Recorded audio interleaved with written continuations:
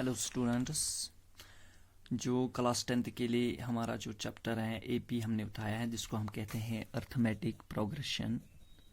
Arithmetic progression की दूसरी exercise पे हम हैं, 5.2 एक्सरसाइज है।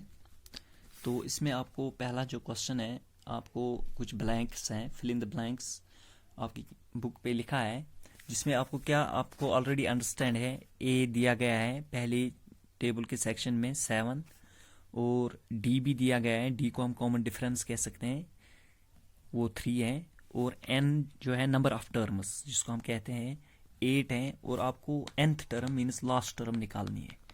वो एक सैम्पल सा क्वेश्चन है 10th के लिए, तो आसान भी है। फॉर्मूला हमारे पास है a N is equal to A plus n minus 1 into D. ये फॉर्मूला हमारे पास अवेलेबल है, जिसकी जरिए से इनमें से किसी भी क्वांटिटी को हम निकाल सकते हैं। ए एन होगा, ए एन नहीं होगा तो निकाल सकते हैं, ए होगा तो ए एन नहीं होगा निकाल सकते हैं। वो कि इनमें से आप आराम से निकाल सकते हो। A n means last term, a means first term of A P, क्योंकि ए पी जो होती है ये नंबर ऑफ टर्म्स होती है।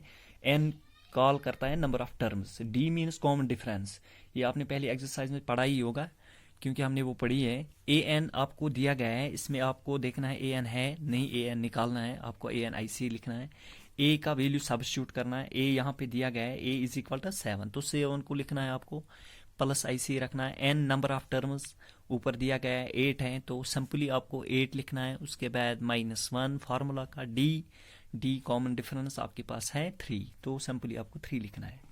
तो आपको कैलकुलेशन करनी है। A N I C 7 B I सी, पहले ब्रैकेट को हटाना है। 8 को -1 करेंगे तो 7 निकला, तो सिंपली आपको 7 लिखना है इंटू 3।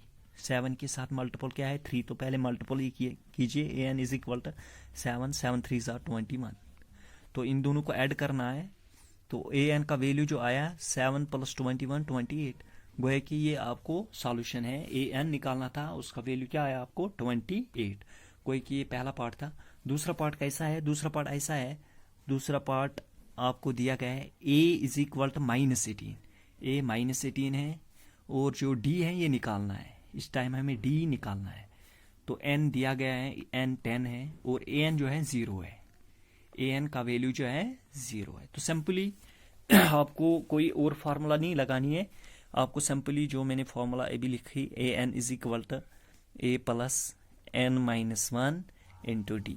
सिंपली इसी तरीके से आपको सॉल्व करना है। ए एन का वैल्यू इस टाइम है, ए एन का वैल्यू सब्स्टिट्यूट करना है, 0 है, इज इक्वल टू ए तो दिया गया है -18 है, सिंपली -18 लिखना है। प्लस एन भी आपके पास ऊपर है 10 है, तो 10 लिखना है, -1 ऐसे ही लिखना है। और डी आपका निकालना है, तो डी का वैल्यू ऐसे ही रहेगा। 0 अपनी जगह है, अपनी जगह रखा। ये राइट साइड से क्वांटिटी थी, यहाँ जाएगा, इसकी साइन चेंज हो जाएगी। माइनस था, क्या जाएगा प्लस जाएगा 0 के साथ, तो सिंपली हमने +18 लिखा, इज इक्वल टू ऐसे लिखा।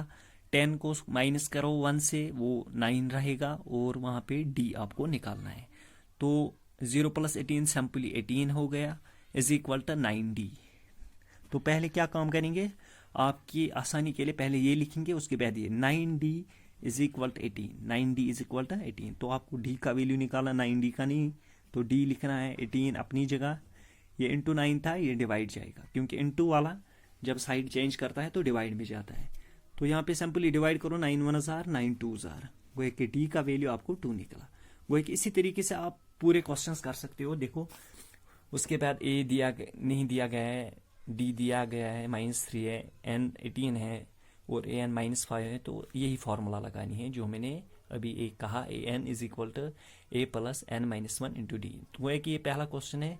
इन 3 पार्टों को आपको होमवर्क में लेना है और इसी फॉर्मूला से आपको अलग अलग वैल्यूज के वैल्यू निकालने हैं, क्योंकि ए कभी दिया गया होगा, डी निकालना होगा, या डी दिया गया होगा, एन निकालना होगा। तो सिंपली आप यही formula A N is equal to A plus N -1 into D, ये वाली formula A N is equal to A plus N -1 into D. तो सिंपली आपको सब्स्टिट्यूट वैल्यू करने हैं, जिसका वैल्यू नहीं दिया गया हो उसको निकालना है। पहले में ए एन निकालना था, दूसरे में हमें क्या निकालना था, दूसरे में डी निकालना था, बाकी सब दिए गए थे। तो इसी तरीके से आधों में से एन निकालना होगा, आधों में से ए निकालना होगा। तो सिंपली आप ये होमवर्क स्टूडेंट्स घर में करेंगे अकॉर्डिंग दैट फॉर्मूला। तो कल हम दूसरा क्वेश्चन एपी का उठाएंगे।